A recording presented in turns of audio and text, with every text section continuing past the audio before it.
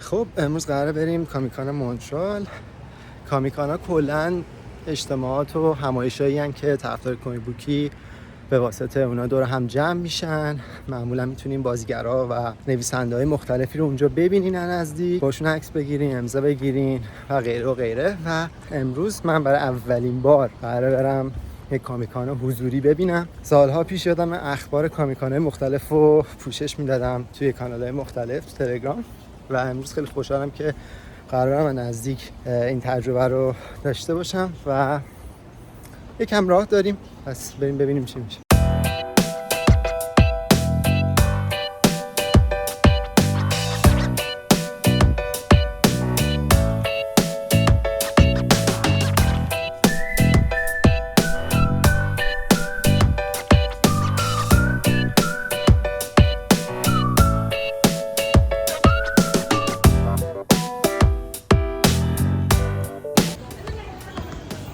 خب ما بلیطمون هم گرفتیم، حالا میتونیم بریم وارد سالن اجتماعات اصلی بشیم تا برنامه شروع بشه.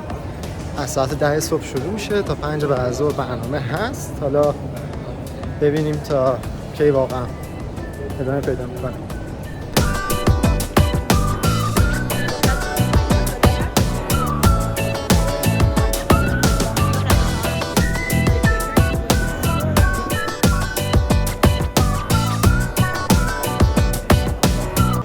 بخش اول این کامیکان الان پر از افراد مختلفیه که اومدن اینجا مرچ خودشون میفروشن و خیلی جالبه. چیزای جالب اینطوری پوستر گرفته تا اکشن سورد، چیزای کاسپلی. کلا هر کی میخواد کاسپلی کنه میتونه بیاد اینجا حتی خرید کنه، همینجا کاسپلیشو آماده کنه.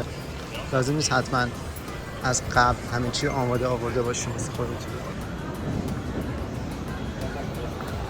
و خب کامیکان بدون کامیکش هم نمیشه دیگه. اینجا بخش مختلفی هست که کامیک‌ها رو درست دسته‌بندی کردن، میتونید انتخاب کنیم و تخفیف هم زدن حسابی.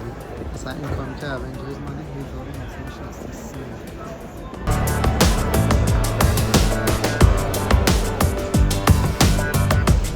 واقعا جالبه، یعنی کاسپلی مردمی که میبینم و اون شوق و علاقه‌ای که در اون خلاقیتشون رو میبینم چیزیه که هیچ وقت نزدیک ندیده بودم، همیشه عکسشو دیده بودم و اینجا خیلی جو جالبی داره. خب بخشی که داریم میریم بخش مخصوص امضا گرفتن و دیدار با بازیگرای معروفه. تا الان کسایی که تایید کردن هستن یکی جیان کارلو اسپوزیتو، یکی هم وینسنت دونوفوریو، دو تا بازیگرای معروفی هستن که قراره اینجا باشن. حالا ببینیم میتونیم من نزدیک ببینیمشون یا نه.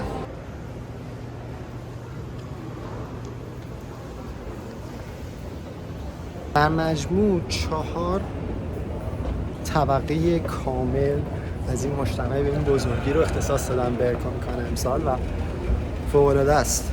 این فضا کاملا فراهمه و جوش خیلی جالبه، ولی هنوز همه نیومدن، همه باید بیان و جوش جالب‌تر هم میشه.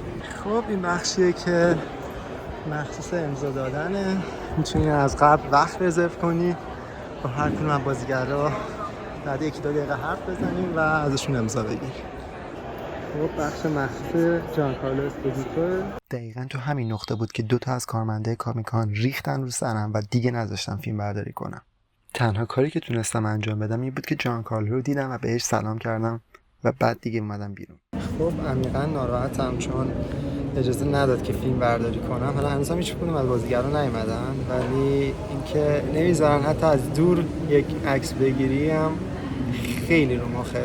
بخاطر اینکه خب هر بازیگری واسه امضا و عکس، حتی عکس اوکی، ولی حتی برای امضاشون هم پول میگیرن و فقط الان میتونین امضا بگیرین ازشون، نمیتونین باشون عکس بگیری. وقتی عکس گرفتن بازی تایم دیگه است که حالا باید برنامه رو نگاه کنم ببینم که دقیقاً کیه و کجاست و این خیلی رو مخ واسم. حالا حداقل از تابلوش فعلا براتون عکس گرفتم و فیلم گرفتم. بریم ببینیم میتونیم یه عکس خیلی سوسکی بگیریم یا نه.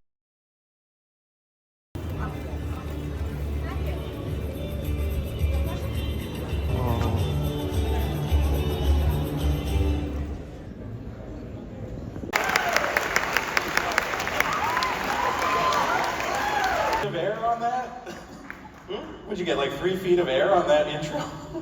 Airbending. Especially.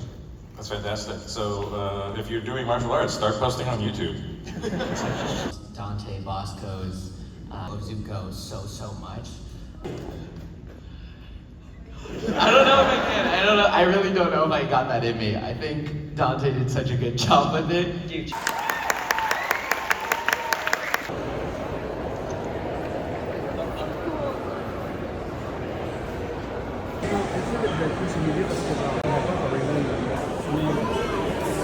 I'm Batman.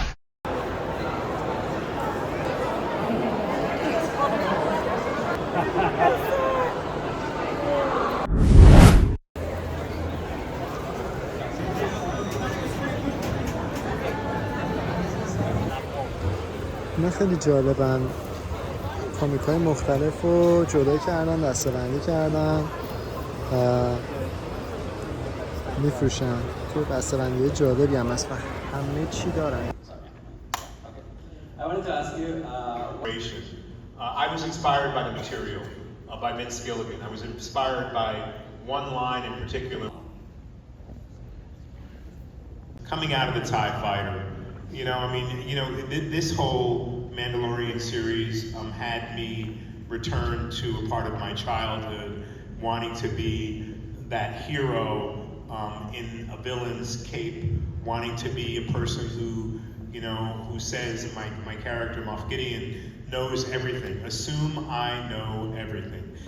Yeah, I'm moving into a place where I wanna, while I'm still really mobile and really physical, play some action roles. Get a chance to educate him and tell him that we are not, an entertainment company, and I'm not your babysitter. We are a pharmaceutical company.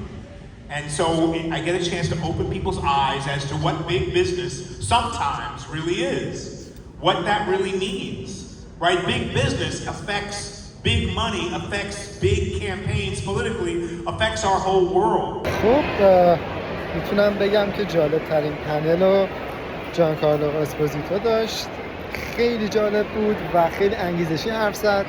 میگفتش که باید عاشق کارتون باشین و میگفت من عاشق کارمم، همیشه دوست دارم که کار کنم، پروژه مختلف رو امتحان کنم و به زودی قراره چند تا کار مختلف منتشر کنه. هم کامیک قراره بنویسه، هم قراره که بر اساس اون کامیک که منتشر میکنه یک فیلم هم تولید کنه و خیلی جالب بود. خیلی شخصیت جالبی داشت و بی‌نظیر بود. چیز خیلی جالب راجع به کار ایشون اینه که پنلا رو به صورت سه‌بعدی درست میکنه و پوسترهای زیبایی ازش در آورده.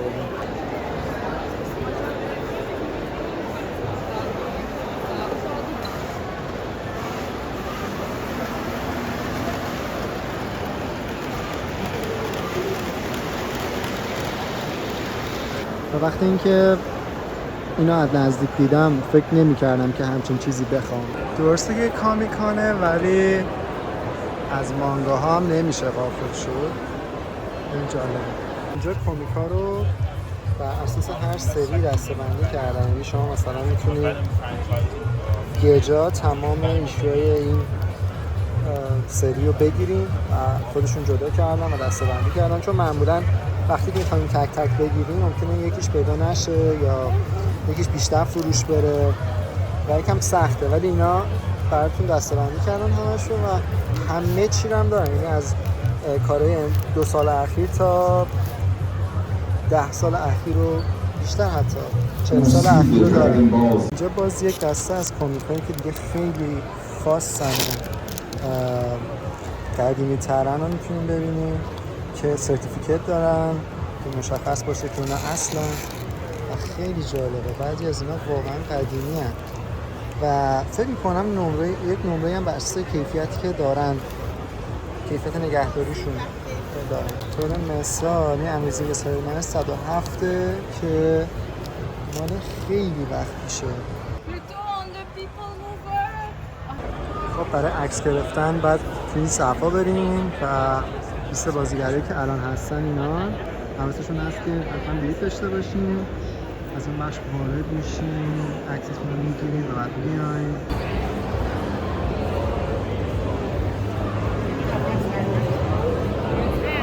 avec eux.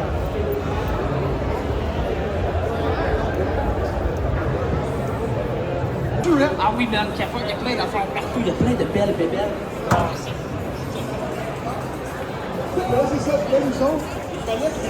The Little Mermaid star and poster to a dream.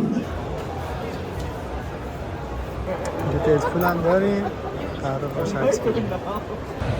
خب فرصتی شد که با ددپول هم عکس بگیریم و فوق‌العاده بود. کاملا این کاراکتر بود و با شوخی میکرد. خیلی برام جالب بود. یه فکر میکنم تقریبا دیگه کاری نباشه که بتونیم انجام بدیم دیگه. تقریبا برنامه‌ها داره تموم میشه. قبل از اینکه برنامه‌ها تموم شد دوست داشتم چیزایی که گرفتم بهتون نشون بدم.